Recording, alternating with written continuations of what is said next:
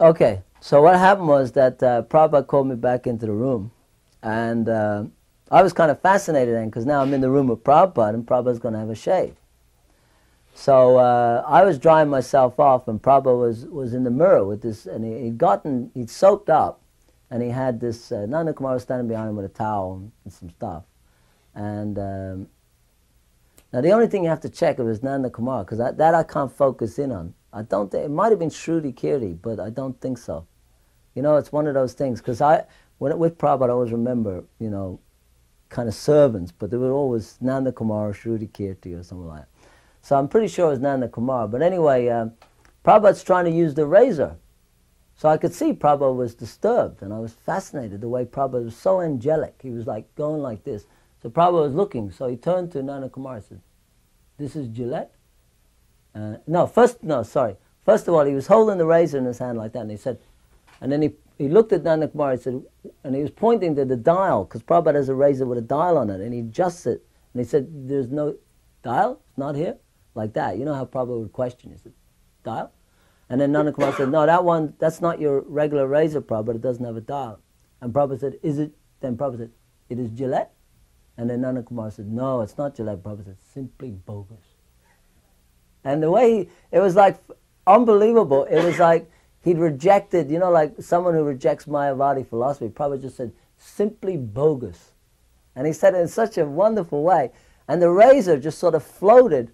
He didn't throw it, but there was a shelf there, and it just landed on the shelf. But Prabhupada just went, "Simply bogus." And when Prabhupada was in Rome, he commented by looking at the architecture that the Vedic civilization has spread up to Rome.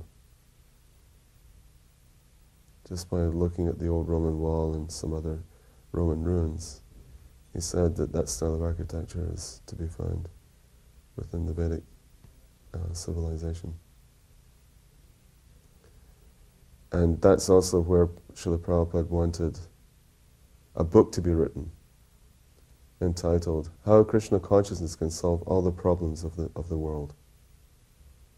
And every morning he would ask us to bring all kinds of problems to him, and he would solve them through Krishna consciousness. And in '74 there was a problem with, there was a big oil embargo going on. So there was a major petroleum crisis. And oil had gone from $4 a barrel up to $40 or something, some huge leap.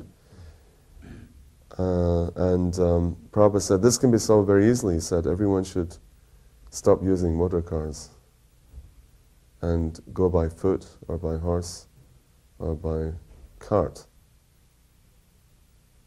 He said, "This motor car society won't last very long." He said that in human society, the mode of travel, the most normal mode of travel, is by horse or by cart, by camel, and by elephant. He said that mode of transport has been around since time immemorial. He said only in Kali Yuga do we have this motor car, and he said this motor car society will not last very long. He said when the petrol dries up, when the oil dries up, what use are your motor cars? He said, "I never intended the temples to be for householders." He said that temples are meant for brahmacharis and sannyasis. Householders are meant to live outside. He said, "So I'm giving you a house to live." And he said, "And while you're over there, you should also work." He said, "Householders should live outside and they should work outside also." So this is how the mukha business started up, under Prabhupada's personal care and attention. He even took me to Aligarh, because there's so much brass making goes on, especially of the unfinished, unrefined casting of the deities. And Prabhupada wanted me to start up a business manufacturing not only crowns and dresses for the deities as a means of livelihood for maintaining myself over in that house. He gave me a house to myself, that Taparia house, which of course is now the Goshala. I developed that whole thing through the income from the business over the years.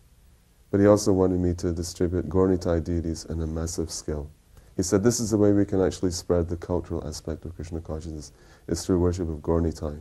He said that these Gaurnitai deities should be sold along with the books as Sankirtan paraphernalia and be sold as Hare Krishna dolls. He said, in the world, people are keeping so many different kinds of dolls. They're keeping Russian dolls, they're keeping Spanish dolls, Mexican dolls, French dolls, Dutch dolls. He said they can also keep Hare Krishna dolls. And he said, Gaurnitai are so merciful, they can enter into the home of a meat-eater and not take offense.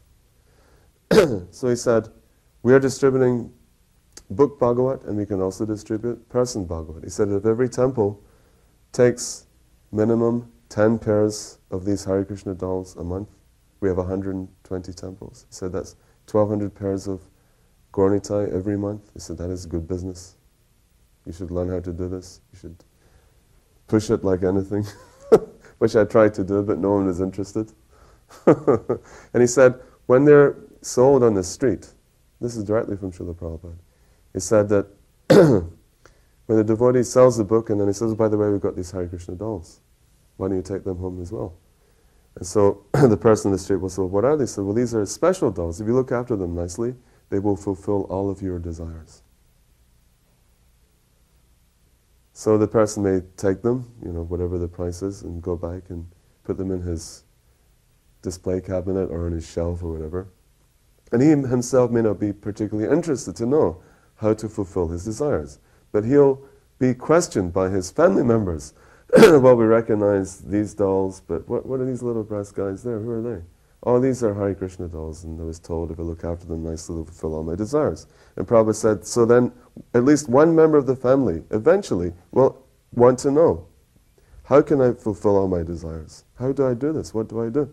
And the only place he can go is back to the devotees. And the devotees will then teach them how to offer with love and devotion a little fruit, a flower, some water. And later on, as they get more devotional, they can also be introduced to Arctic paraphernalia, and then changing the dresses and so on. So this was another big vision of Srila Prabhupada. He was always trying to get Krishna to somebody, whether it was in the form of a sweet, whether it was in some dialogue, whether it was in the form of his books, whether it was in the form of the deities, whether it was in the form of his disciples, giving you their association. He was always trying to create a situation where people would advance in Krishna consciousness. And, that's the greatest compassion. Constantly aware of people suffering, even they think they're happy.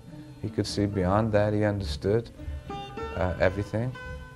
And he knew the only business in life was to give Krishna consciousness to other people. And I like to think he instilled a little of that in me. That morning he said that we are their good fortune, that you can also give this to people. He didn't say, I am their good fortune, I have come from India to give this knowledge. No, we are their good fortune. So that's also the humility. Prabhupada's humility and compassion. Krishna Kirtana